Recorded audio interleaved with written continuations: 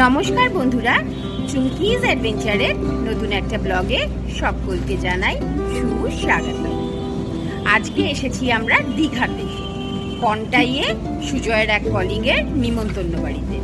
ফার্স্টে ভেবেছিলাম আমরা একবারে আমাদের বাড়ি থেকে আসবো, বিয়ে বাড়ি অ্যাটেন্ড করে আবার রাত্রে ফিরে যাব, কিন্তু পালু বলল 7 ঘন্টা করে জার্নি, ভীষণ শরীর খারাপ লাগবে, তার থেকে বরং একটা দিন আমরা স্টে করে যাই। ভাবলাম হ্যাঁ ঠিকই বলছে, তাহলে একটা দিন স্টেই করে যাই। তাই জন্য আমরা দীঘাতে একটা হোটেল নিয়েছি, হোটেল আলিশান। ঘুরেও দেখাবো তোমাদেরকে হোটেলটা, ভীষণ সুন্দর একটা হোটেল, সি বিচ থেকে 1 কিলোমিটার দূরে, ভীষণ পরিষ্কার পরিচ্ছন্ন একটা হোটেল। তো এখন দাঁড়িয়েছি আমি সেই হোটেলের ব্যালকনিতে, আর পালু আর সুজয় গেছে এখন সুইমিং পুলে। তো যাই হোক, সকাল থেকে আজকে ভীষণ শরীর খারাপ, ব্লগটা আমি স্টার্ট করতে পারিনি, তাই জন্য এখন আমি ব্লগটা স্টার্ট করলাম। বিকেলবেলাতে যাব আমরা বিয়ে বাড়ি, তোমাদেরকেও সঙ্গে নিয়ে যাব, তাই জন্য সঙ্গে থাকো, পুরো ব্লগটা দেখতে থাকো। আগে তোমাদেরকে রুমটা ঘুরে দেখাই। ভীষণ স্পেশিয়াস, পরিষ্কার পরিচ্ছন্ন, একেবারে ওয়েল ফার্নিশড একটা রুম। আমাদের 3 জনের স্টের জন্য একেবারে পারফেক্ট।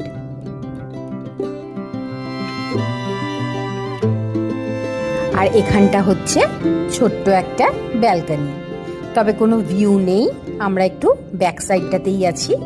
যাই হোক, ব্যালকনিটাও ভীষণই সুন্দর। চলো নিয়ে যাই তোমাদেরকে সুইমিং পুলটার দিকে। পালু আর সুজয় এখন সুইমিং পুলে খেলা করছে। আমার শরীরটা ভীষণই খারাপ লাগছে, একেবারেই ইচ্ছা করলো না আজকে সুইমিং পুলে নামতে। দেখো পালু কেমন সুইমিং করছে।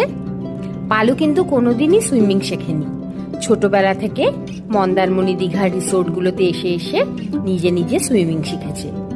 তবে এই বছর খুবই জিদ করছে যে ক্লাস 9-এ আমাকে 6 মাসের জন্য অন্তত সুইমিংয়ে ভর্তি করে দাও।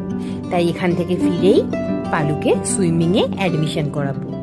নিজে নিজেই এতটা যখন শিখে গেছে, আর একটু ট্রেন করলে ভালোই শিখে যাবে।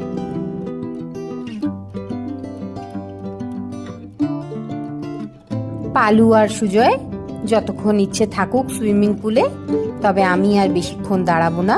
আমার মনে হচ্ছে শরীরে একটু ঘুম দরকার, না হলে একেবারেই আমি আর পারছি না। আমি রুমে যাই, ওরা থাকুক, তারপর আবার বিকালবেলায় রেডি হয়ে তোমাদের সাথে দেখা হবে। বিয়ে বাড়ি যাওয়ার জন্য একদম রেডি হয়ে গেছি। অনেকটা রাস্তা, প্রায় 1 ঘন্টা 45 মিনিটের রাস্তা দেখছি এখন লোকেশনে। তো আর বেশি লেট করবো না, বেরিয়ে পড়বো সবাই আমরা। দেখো তোমরা সবাই আমাদেরকে কেমন লাগছে, আর বিয়ে বাড়িতে গিয়ে আবার তোমাদের সাথে দেখা হবে। এই যে আমার পালুগুড়ি সেজে মেকআপ করে একেবারে রেডি, ভীষণ সাজুনি হয়েছে আজকাল। আর চুল তো একেবারে সব সময় খোলা, কিছুতেই তার চুলকে আমি বাঁধতে পারবো না। আর দাঁড়াও, সুজয় রেডি হচ্ছে, সুজয়কেও দেখাই তোমাদের। সুজয় একেবারে পায়জামা পাঞ্জাবি পরে রেডি, আর পালুর তো আয়নার সামনে থেকে মেকআপ একেবারে শেষই হচ্ছে না। চল, অনেক হয়েছে, চল আর না, চল চল চল, তোরই বোন আছে বিয়ে, চল চল চলো বেরোই আমরা। চলে এসছি নিচে, সুজয় গাড়িটা রেডি করছে। আর দাঁড়াও দেখাই তোমাদেরকে বাইরে থেকে আমাদের হোটেলটা একবার।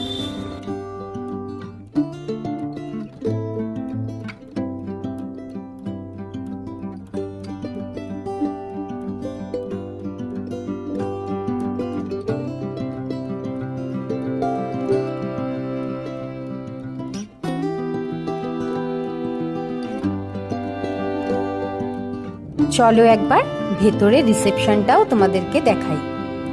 ভীষণ সুন্দর একটা লাক্সারি প্রপার্টি, একদম সি বিচ থেকে 1 কিলোমিটারের দূরত্বে, আর একদম মেন রোডের উপরে। এটার লোকেশনটাও ভীষণ ইজি ট্রেস করা। পরপর অনেকগুলো বড় বড় প্রপার্টি আছে এখানে। আগের বার আমরা ছিলাম জোনে, এখান থেকে আর 500 মিটার দূরে। এবার আবার একটা নতুন প্রপার্টি, হোটেল আলিশান।